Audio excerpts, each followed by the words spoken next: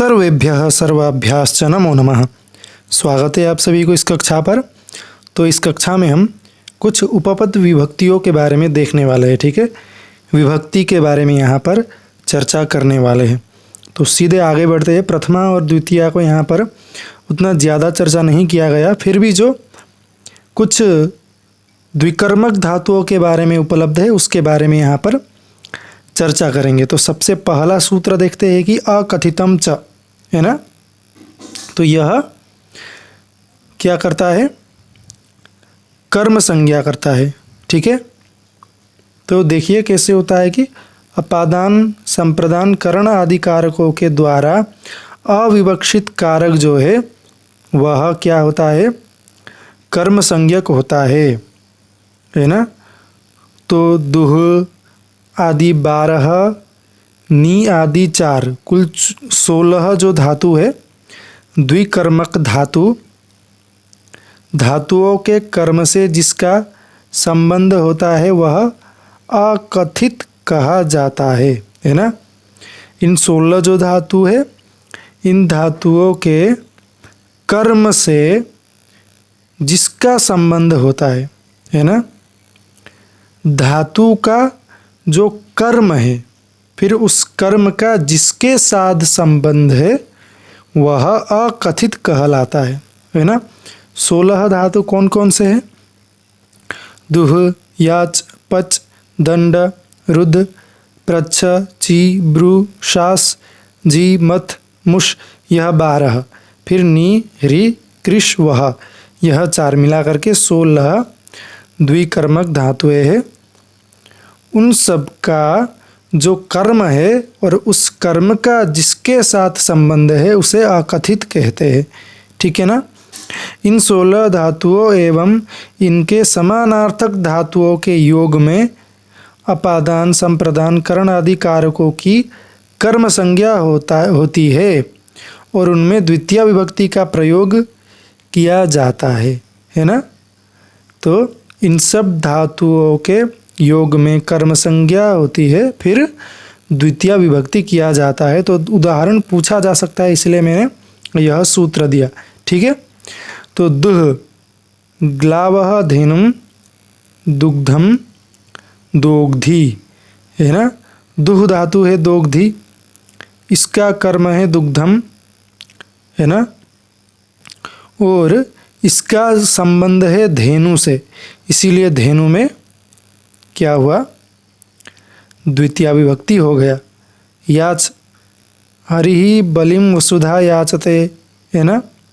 फिर सह नृपः क्षमाम याचते, है ना। पच का माता तंडुलान ओदनम पचति, दंड का राजा चौरम शतम दंडयति, रुद्र का राजा शत्रुन दुर्गम रुणद्धि। फिर प्रच्छ का गुरुः शिष्यं प्रश्नं पृच्छति, ची बालकः वृक्षं फलानि अवचिनोति, ब्रू गुरुः शिष्यं धर्मं ब्रूते, शास गुरुः शिष्यं धर्मं शास्ति, स देवदत्तं शतं जयति शुधां क्षीरनिधिं मथनाति।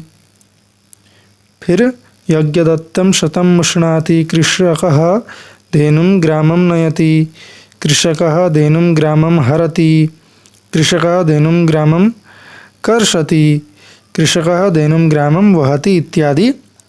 यह अकथितम च के उदाहरण हो गए जहाँ पर द्वितीय विभक्ति किया गया था, है ना। तो आप सबको यह पूछा जा सकता है। तो चलिए अब देखते हैं कि यहाँ पर यह मुख्य सूत्र है, यह ध्यान में रखना है, यहाँ से पूछा ही जाता है। ठीक है, तो क्या है कि अधिस्थि स्थासां कर्म, अधिशिंग स्थासां कर्म, है ना। शी शयन के अर्थ में, स्था गति निवृत्ति के अर्थ में, आस बैठने के अर्थ में। इन 3 धातुओं के पहले यदि अधि उपसर्ग जोड़ा जाता है तो, है ना, आधार की कर्म संज्ञा होती है और कर्म में द्वितीय विभक्ति होती है। आधार पहले सिंहासने तिष्ठति होना चाहिए था, लेकिन सिंहासनम अधि लगने के कारण, उपसर्ग लगने के कारण अधितिष्ठति हो गया, है ना। अधितिष्ठति हो गया और अधितिष्ठति होने के कारण सिंहासने होना चाहिए था, लेकिन सिंहासनम द्वितीय हो गया, कर्म हो गया, अधिकरण पहले था सिंहासने, फिर उसका कर्म संज्ञा होकर के सिंहासनम हो गया। ठीक है, राजा सिंहासनम अधितिष्ठति, है ना। स्था धातु अधि उपसर्ग। ठीक है, फिर अगला क्या है, अधि उपसर्ग आस धातु, वैकुंठ है, आस्ते होना चाहिए था, है ना। इसी अध्यास्ते होने के कारण वैकुंठम अध्यास्ते हो गया। ठीक है, शिष्य आसनम अधितिष्ठति, मुनि शिलाम अधिशेते, सह पर्यंकम अधिशेते, यही सब। ठीक है, तो देखिए उपयुक्त जो वाक्य है, उपयुक्त वाक्य में सिंहासन, वैकुंठ, आसन, शिला, पर्यंक ये सभी आधार है ना। तो आधार में सप्तमी विभक्ति होना चाहिए, लेकिन क्या हुआ कि यहाँ सभी क्रियापदों में अधि उपसर्ग के साथ सिंह, स्था, आस धातुओं का प्रयोग है, इसलिए आधार की कर्म संज्ञा होकर द्वितीय विभक्ति का प्रयोग किया गया है, यह ध्यान में रखना है। ठीक है, तो अगला क्या है, अगला है अभिनिविशश्च, है ना। अभि और नी उपसर्ग इसी क्रम से यदि विष धातु के पूर्व में आए तो आधार की कर्म संज्ञा हो जाती है, फिर कर्म में द्वितीय विभक्ति होती है। ठीक है, जैसे संतः सन्मार्गम अभिनिविशते, है ना। देखिए यहाँ पर अभि उपसर्ग भी है और नी उपसर्ग भी है। अभि नी उसी क्रम में विष धातु के पहले लगा हुआ है ना। अभि के बाद नी, फिर नी के बाद विष धातु। तो संतः सन्मार्गे विशते, निविशते होना चाहिए था, लेकिन अभिनिविशते होने के कारण सन्मार्गम अभिनिविशते ऐसा बन जाता है। ठीक है, यहाँ अभिनिविशते में अभि एवं नी उपसर्ग के साथ विष धातु का प्रयोग हुआ है, इसीलिए सन्मार्गम इस आधार की कर्म संज्ञा होकर के द्वितीय विभक्ति हो गई है ना।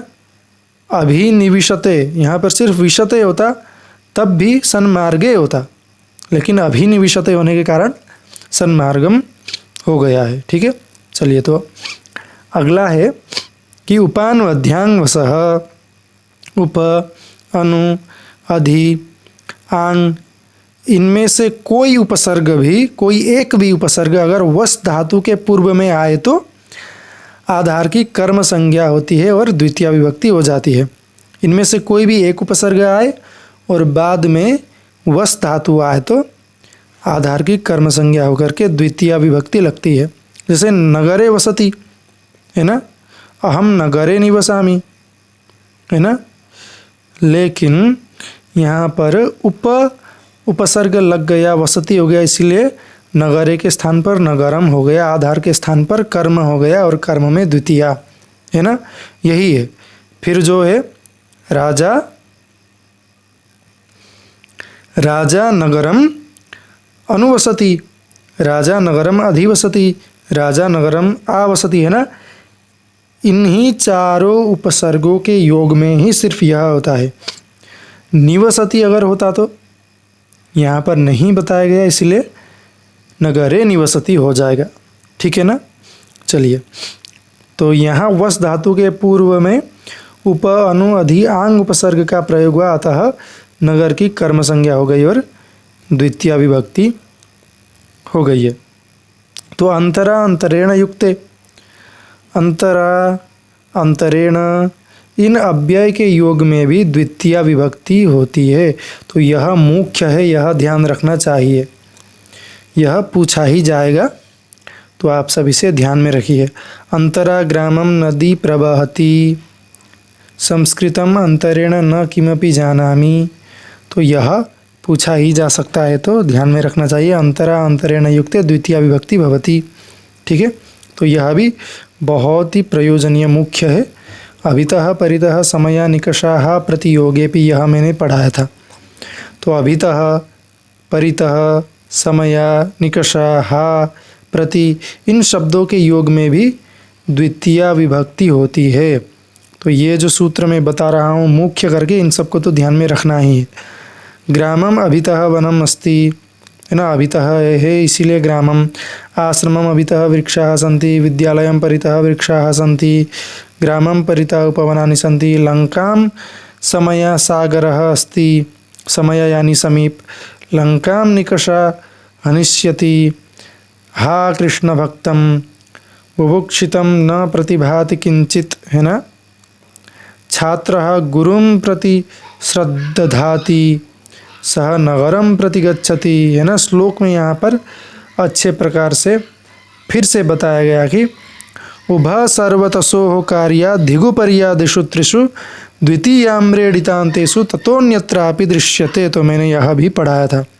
उभयतः सर्वतः धिक उपरि उपरि अधि अधि अधो अधो पद के योग में भी द्वितीया विभक्ति होती है, ठीक है ना। उभयतः नदीं वृक्षाः सन्ति, मार्गम उभयतः वृक्षाः सन्ति, नगरम सर्वतः प्राकारः अस्ति, धिक् कृष्णा भक्तम्, उपरि उपरि लोकम हरिः, अध्यधि लोकम हरिः, अधो अधो लोकम हरिः इत्यादि जो है यह द्वितीया विभक्ति के उदाहरण हो गए। फिर अगला है द्वितीया विभक्ति का ही उदाहरण, कालाध्वनोरत्यंत संयोगे द्वितीया, है ना। यदि किसी काल में कोई क्रिया लगातार हो तो ऐसे कालवाची पद में द्वितीया विभक्ति होती है। लगातार अगर हो रहा है किसी काल में तो कालवाची शब्द में द्वितीया विभक्ति होती है। इसी तरह यदि अध्व यानी मार्ग में कोई वस्तु लगातार हो तो उस जो है मार्गवाचक पद उसमें द्वितीया विभक्ति की जाती है, ठीक है ना। तो उदाहरण देखिए, छात्रः मासम अधीते, है ना, मास व्यापी अध्ययन कर रहा है कालवाचक, इसीलिए यहाँ पर क्या हुआ द्वितीया विभक्ति। छात्रः क्रोशम अधीते, है ना, क्रोश यानी मार्गवाचक, तो पूरे मार्ग में वह लगातार पढ़ रहा था इसीलिए यहाँ पर क्रोशम हो गया।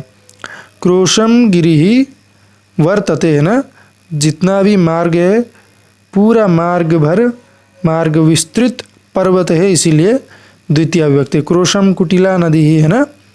इसी प्रकार सह मासम अधीते रामायणम सह सप्ताहम पठिष्यति, तो ऐसा यहाँ पर प्राप्त मिलता है। तो द्वितीया विभक्ति समाप्त हुआ। अब तृतीया यहाँ पर करण कारक के बारे में भी दिया गया है, कारण को नहीं पढ़ना, ठीक है, सिर्फ और सिर्फ पढ़ना है तो उपपद विभक्ति को। फिर भी एक बार देख लीजिए जो एक कर्तृकरणयोः तृतीया, यह सूत्र में बता देता हूँ कि चलिए कर्मवाच्य और भाव्यवाच्य के कर्ता और करण में तृतीया विभक्ति होती है ना।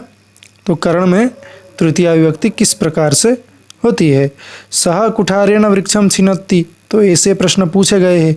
रामेण बालिः हतः, है ना, बालकः दंडेन सर्पम हन्ति, त्वं कलमेन पत्रम लिखत, है ना, लेखन्या, तो मोहनः दात्रेण लुनाति, रामेण बाणेन हतो बाली, रामेण बाणेन हतो बाली, तो इत्यादि जो है उदाहरण हो गए हैं। तो अगला है कि सह युक्ते अप्रधाने, ठीक है, सह साकम सार्धम समम आदि सहार्थक जो शब्द है इनके योग में भी अप्रधान में तृतीया विभक्ति हो जाती है। तो मैंने यह पढ़ाया था आप सबको। तो पुत्रेण सह आगतः पिता, पिता पुत्रेण सह मेरठ नगरम गतः, रामः जानक्या साकम गच्छति, जानकी का जानक्या तृतीया विभक्ति, है ना। फिर मोहनः गुरुणा सार्धम विद्यालयं गच्छति, लक्ष्मणेन समम रामः गच्छति। तो इस प्रकार से उदाहरण मिलते हैं, ठीक है। तो अगला है देखिए ये नांग विकारः, यह भी प्रयोजनीय है। शरीर के जिस अंग के विकार से शरीरधारी का विकार समझा जाए उस अंगवाचक शब्द में तृतीया विभक्ति होती है ना। अक्षणाकाणः हस्तेन लुंजः, शिरसा खल्वाटः, कर्णाभ्याम बधिरः, पादेन खंजः, पृष्ठेन कुब्जः इत्यादि। यहाँ आँख से काना दिखाया पड़ रहा है इसीलिए अक्षणा में तृतीया विभक्ति हुई है। इसी प्रकार हाथ से लुंजा है अतः हस्तेन इस अंगवाची पद में तृतीया विभक्ति किया गया है। ठीक है, तो अगला है पृथक विना नानाभिस्तृतीयान्यतरस्याम सूत्र है। ठीक है, तो पृथक विना नाना शब्द के योग में तृतीया विभक्ति का प्रयोग विकल्प से किया जाता है। तो तृतीया न हो तो पंचमी अथवा द्वितीया विभक्ति भी होती है। नाना शब्द अनेकार्थ है, लेकिन यहाँ विना के अर्थ में नाना शब्द का प्रयोग किया जा रहा है। जलेन विना न जीवति कमलम, है ना, विना होने के कारण जलेन। ग्रामम पृथक या फिर ग्रामेण पृथक या फिर ग्रामात पृथक, पृथक होने के कारण, है ना। रामम विना, रामेण विना, रामात विना इत्यादि। नाना रामेण, नाना रामात, नाना रामम इत्यादि हो गया है। तो चतुर्थी विभक्ति अब तो यहाँ पर देखिए कि संप्रदान कारक के बारे में लिखा है ना। तो मैं सीधे आगे बढ़ता हूँ कि यहाँ पर जो उपपद विभक्ति है उसमें तो रुच्यार्थानां प्रियमाणः यह सूत्र है। ठीक है, तो यहाँ पर कहा गया कि रुच अच्छा लगना, पसंद आना, इस अर्थ में तथा इसी अर्थ का अन्य धातुओं के प्रयोग में जो प्रियमाण अर्थात जो प्रसन्न होता है या जिसको पसंद होता है उस कारक की संप्रदान संज्ञा होती है और उसमें चतुर्थी विभक्ति की जाती है ना। हरे रोचते भक्ति ही, यही प्रश्न बना था। सुरेशाय दुग्धम रोचते, मह्यम मोदकम रोचते, यह भी प्रश्न बना था। मह्यम ओदनम रोचते, है ना। यहाँ हरि को भक्ति पसंद है इसीलिए हरे चतुर्थी हुआ। सुरेश को दूध पसंद है इसीलिए सुरेशाय चतुर्थी हुआ। मुझे लड्डू पसंद है इसीलिए मह्यम, है ना, वहाँ पर चतुर्थी हुआ। मुझे ओदन पसंद है इसीलिए मह्यम। तो जिसे पसंद है वो प्रियमाण है और जो प्रियमाण है उसी की संप्रदान संज्ञा होती है और संप्रदान में चतुर्थी विभक्ति होती है। इसलिए हरे, सुरेशाय, मह्यम इत्यादि में चतुर्थी विभक्ति किया गया। ठीक है, तो अगला सूत्र है क्रुद्रुहेर्स्यासूयार्थानां यम प्रतिकोपः, है ना। क्रुद्ध क्रोध करना, द्रुह द्रोह करना, ईर्ष्या ईर्ष्या करना, असूय जलन करना, इन धातुओं तथा इन्हीं अर्थों की अन्य धातुओं के प्रयोग में भी जिसके प्रति को क्रोध किया जा रहा है ना, उसकी संप्रदान संज्ञा होती है और उसमें चतुर्थी विभक्ति होती है। जिसके प्रति क्रोध किया जा रहा है, जिसके प्रति द्रोह किया जा रहा है, जिसके प्रति ईर्ष्या किया जा रहा है और जिसके प्रति जलन हो रहा है ना। पिता पुत्राय क्रुध्यति, दुष्टाः सज्जनाय द्रुह्यन्ति, कंसः कृष्णाय ईर्ष्यति, दैत्याः देवेभ्यः असूयन्ति, तनुश्री दत्ता नाना पाटेकराय क्रुध्यति, है ना। तो इस प्रकार के उदाहरण यहाँ पर प्राप्त होते हैं। फिर रावणः रामाय असूयति, ठीक है। तो यहाँ पिता अपने पुत्र पर क्रोध करता है, इसीलिए जिस पर क्रोध किया जाए उसकी संप्रदान संज्ञा होती है और उसमें चतुर्थी विभक्ति का प्रयोग होता है, इसीलिए पुत्राय में चतुर्थी विभक्ति किया गया। ठीक है, तो अगला जो मुख्य सूत्र है वह है स्पृहेरीप्सितः, है ना। स्पृह यानी चाहना धातु के प्रयोग में जिस वस्तु की चाह, इच्छा या अभीप्सा होती है उसकी संप्रदान संज्ञा होती है और उसमें चतुर्थी विभक्ति का प्रयोग किया जाता है। सा पुरुषेभ्यः स्पृहयति, है ना। रमा पुष्पेभ्यः स्पृहयति, बालिका फलेभ्यः स्पृहयन्ति, अहम संस्कृताय स्पृहयामि, है ना। ठीक है, तो यह हो गया स्पृह धातु का। फिर अगला है, यहाँ मैंने बार बार पढ़ाया है आप सबको, नमः स्वस्ति स्वाहा स्वधा अलम वषट योगाच्च, यह तो पूछा ही जाता है। तो गणेशाय नमः, है ना, नमः स्वस्ति स्वाहा स्वधा अलम वषट, इन शब्दों के योग में चतुर्थी विभक्ति होती है। तो गणेशाय नमः, शिवाय नमः, देवेभ्यो नमः, विष्णवे नमः, तुभ्यं स्वस्ति, बालकाय स्वस्ति, इंद्राय स्वाहा, अग्नये स्वाहा, पितृभ्यः स्वधा, दैत्येभ्यः हरिः अलम, है ना। तो यहाँ पर चतुर्थी विभक्ति हुआ। तो अगला है पंचमी विभक्ति, जो मैं अपादान कारक है उसको नहीं पढ़ा रहा, तो हम सीधा के सीधा आगे बढ़ते हैं। देखिए, जुगुप्सा विराम प्रमादार्थानाम उपसंख्यानाम, है ना, यह एक वार्तिक प्राप्त होता है। तो इसका अर्थ क्या है? जुगुप्सा यानी घृणा, निंदा, विराम यानी रुकना, प्रमाद यानी आलस्य, इन अर्थ वाली धातुओं के प्रयोग में जिससे जुगुप्सा विराम अथवा प्रमाद किया जाए, याद रखना, जिससे जुगुप्सा विराम या प्रमाद किया जाए उसकी अपादान संज्ञा होती है और उसमें पंचमी विभक्ति होती है ना। तो पापा जुगुप्सते, सह कार्यात् विरमति, सह पठनात् प्रमाद्यति, सह धर्मात् प्रमाद्यति, स्वाध्यायात् मा प्रमदः, है ना। तो उपर्युक्त वाक्यों में जुगुप्सा, विराम और प्रमाद अर्थ वाली धातुओं का प्रयोग है तथा पाप, कार्य, पठन, धैर्य और स्वाध्याय से जुगुप्सा, विराम, प्रमाद आदि किया जा रहा है, इसीलिए इनकी अपादान संज्ञा होकर के पंचमी विभक्ति हो गई है। ठीक है, तो यह बहुत ही मुख्य सूत्र है अगला जो है, तो इसको ध्यान में रखना चाहिए। देखिए, भित्रार्थानाम भय हेतु, ठीक है, फिर से बोलिए, भित्रार्थानाम भय हेतु, भय अर्थ वाली और त्राण रक्षा अर्थ वाली धातुओं के योग में ध्यान रखिए, जिससे भय हो, जिससे रक्षा की जाए उसकी अपादान संज्ञा होती है। और अपादान में कौन सी विभक्ति होती है? पंचमी, है ना, अपादान है पंचमी। तो चोरात बिभेति, वृकः सिंहात बिभेति, शिशुः सर्पात बिभेति, पिता पुत्रम सिंहात रक्षति, माता पुत्रम अग्नेः रक्षति, पापात्रायते इत्यादि।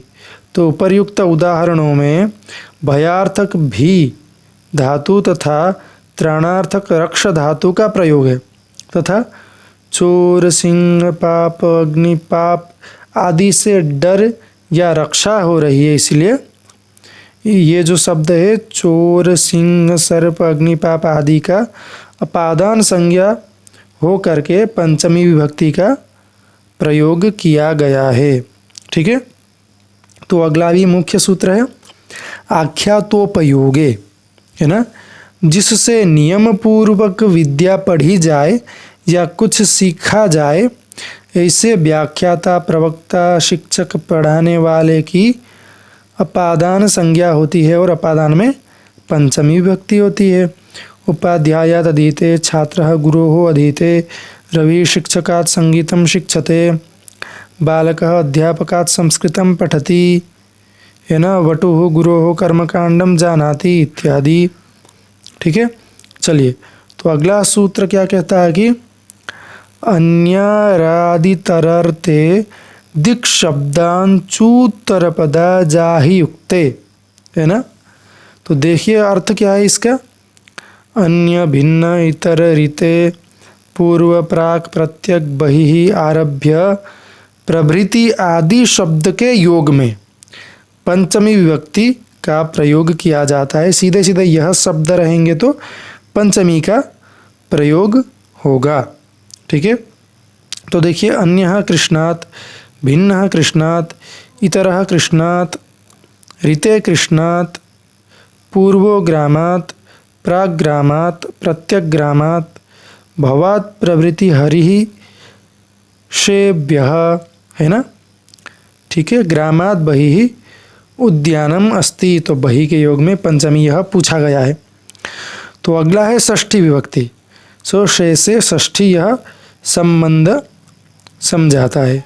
ठीक है, तो जो है षष्ठी हेतु प्रयोग है यह मुख्य है। इसको ध्यान में रखना चाहिए कि यदि किसी वस्तु की हेतुता, कारणता प्रकट करनी हो और हेतु शब्द का साक्षात वहाँ पर प्रयोग किया गया हो, तो उस वस्तु या कारण तथा हेतु शब्द दोनों में षष्ठी विभक्ति का प्रयोग है।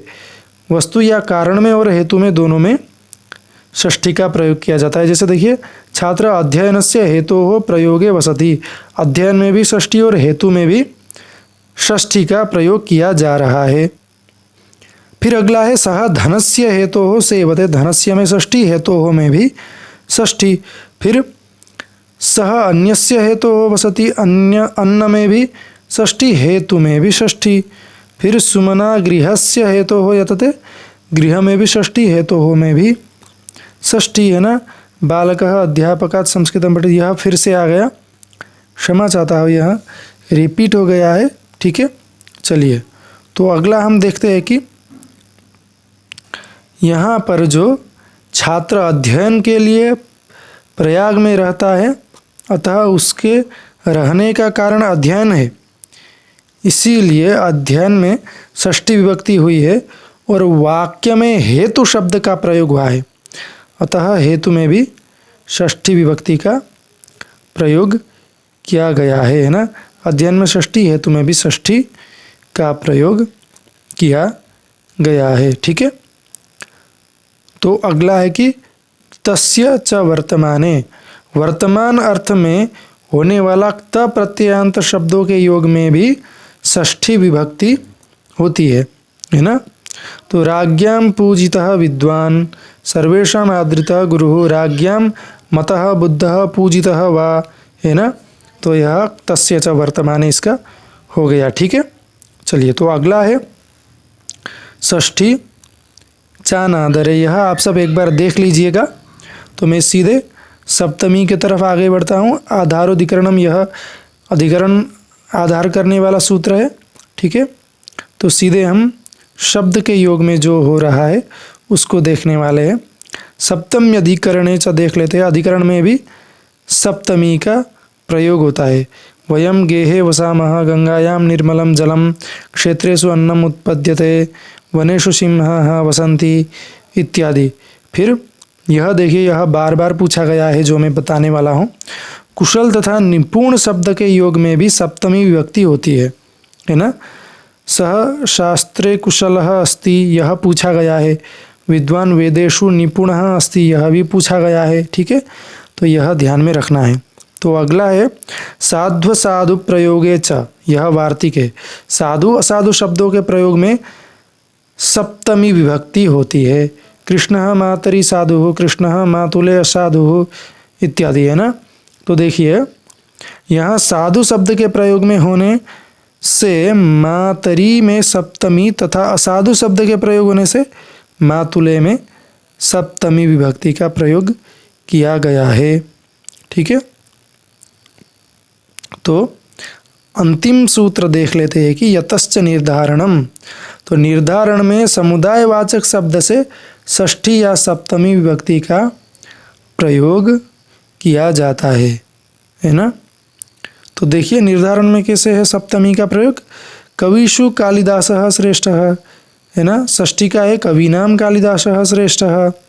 नदीषु गंगा पवित्रतमा, नदीनां गंगा पवित्रतमा। बालकेषु रविः श्रेष्ठः, बालकानां रविः श्रेष्ठः। निर्धारण के अर्थ में पर्वतानां हिमालय उच्चतरः, पर्वतेषु हिमालय उच्चतरः, है ना। नृणां ब्राह्मणः श्रेष्ठः, नृषु ब्राह्मणः श्रेष्ठः। गवां कृष्णा बहुक्षीरा, गोषु कृष्णा बहुक्षीरा। गच्छतां धावन शीघ्रः, गच्छत्सु धावन शीघ्रः, है ना। तो देखिए यहाँ पर उपपद विभक्ति के कई सारे सूत्र और व्याख्या सहित अध्ययन किया गया है, ठीक है। तो अगले भी कई सारे कक्षाएं आने वाली है, तो सभी को देखिएगा और हम उपपद विभक्ति जो है उसको संपूर्ण करेंगे, ठीक है। तो इस कक्षा में इतना ही, मिलते हैं अगली कक्षा में, तब तक के लिए धन्यवाद। नमो नमः।